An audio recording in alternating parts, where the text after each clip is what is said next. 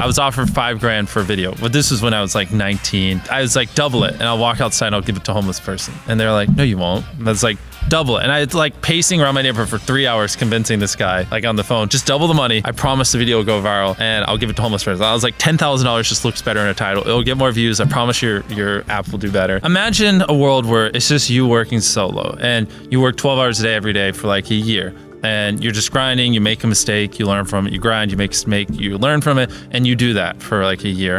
And then imagine a different world where you have 4 friends who are also equally grinding in something similar. Friend number 1 makes a mistake on Friday, he teaches the other 4 people. Friend number 2 makes a mistake the next week, teaches everyone. And then like you're all learning from each other's mistakes. You're all constantly studying 24/7 and downloading each other. Like after a year, you're like 2 years ahead of the guy who was just solo. A lot of times people, oh boy, it's like they think their videos are better than they are, honestly.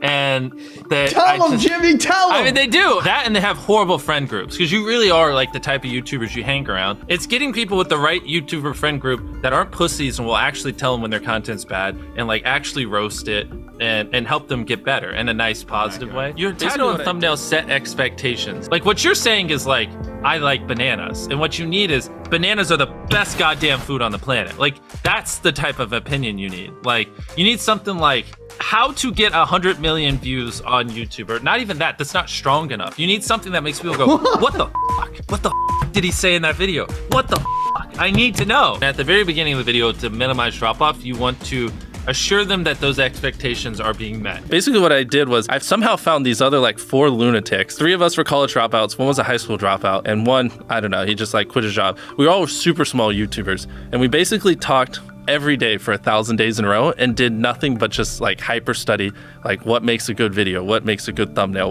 what's good pacing, like how to go viral. We would just get on Skype every morning, and like some days like I'd get on Skype at 7 a.m. and I'd be in the call until like 10 p.m. and then I'd go to bed, I'd wake up and I'd do it again. We'd do things like take 1,000 thumbnails and see if like there's a correlation to the brightness of the thumbnail to how many views it got. We try to all around be above the rest. Anyone can clickbait, but do you actually like deliver on it? We say we put 100 million Orbeez in the backyard, we put 100 million Orbeez in the backyard. Do you frequently go that far out of your way to capture the thumbnail? Yeah, I mean, of course, everyone should. If people don't click, they don't watch. So you want to give them something to click. Something a lot of people forget is like unsuggested on phones, thumbnails are really fucking small. So like people are editing thumbnails full blown on their computer, and when you shrink it down, you can't see. If you're putting 1 million Orbeez in a pool, don't start the video with you shopping for, you know, your mom's birthday present. At the beginning of the video, just say, this is 100 million Orbeez. We're gonna fill this pool and this entire backyard with them. Match the expectations, and then you want to exceed them. So you want to assure people that what they clicked on is what they're getting, and then blow their mind and be like, but you're also getting even more. Anytime you say the word algorithm, just replace it with audience. The algorithm didn't like that video?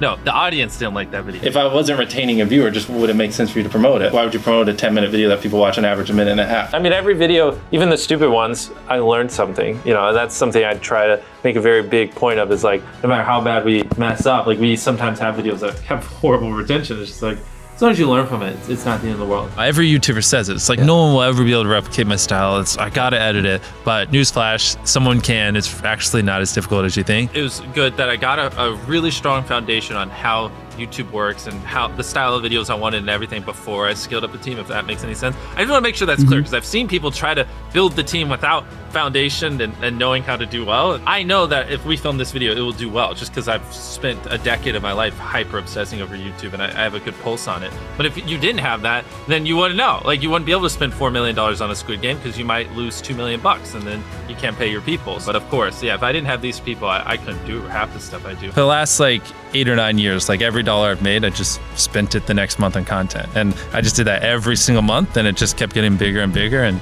here we are. Since I was 13, there probably hasn't been a single hour that's gone by that I've been awake where I haven't thought about YouTube. Like, I'm just focused on making the best videos possible, period. I don't care about making money. I don't care about time. I don't care about anything. I just want to make the best videos on the planet. Literally all the algorithm does is reflect what the people want to a T.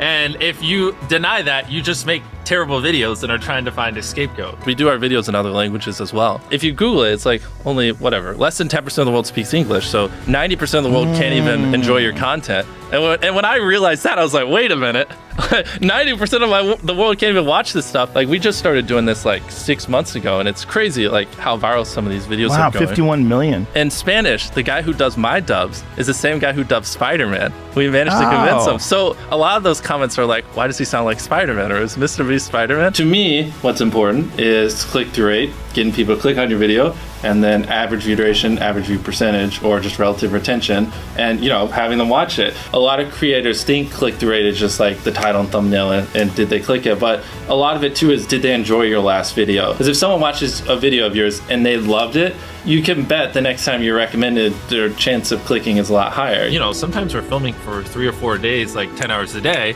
30, 40 hours of filming plus months of setup, whereas most creators probably film for a couple hours and set up for a day. Outside of just filming, we brainstorm video ideas, relentlessly, hours every day. By always doing all those things, it just distinctively sets it so far apart that it's basically, in my head, it's like, why would you not watch it? Viewers aren't stupid. They can tell when you half ASS, I don't know if I'm allowed to curse, a video, or if you really put in effort. And if they can tell you're putting in a lot of effort, they're gonna be more likely to click on future videos. And that snowballs. And because once you build that trust, they get to a point where it doesn't matter what you upload. They just know it's high effort and they just know it's great. And they're just conditioned just to watch because you have a good track record. And so with filming, it's just trying to make sure we're doing everything we can, no matter how expensive it is, no matter how much time it takes, to make the best video possible. A lot of people, if they gave away 100 grand, they would make a huge deal about it. But sometimes we're just like, yeah, here's 100 grand. Thanks for watching, bye. Doing it that way makes it more fun and just more interesting. So I like to keep a little bit of it mysterious because I think that's what people enjoy. A lot of people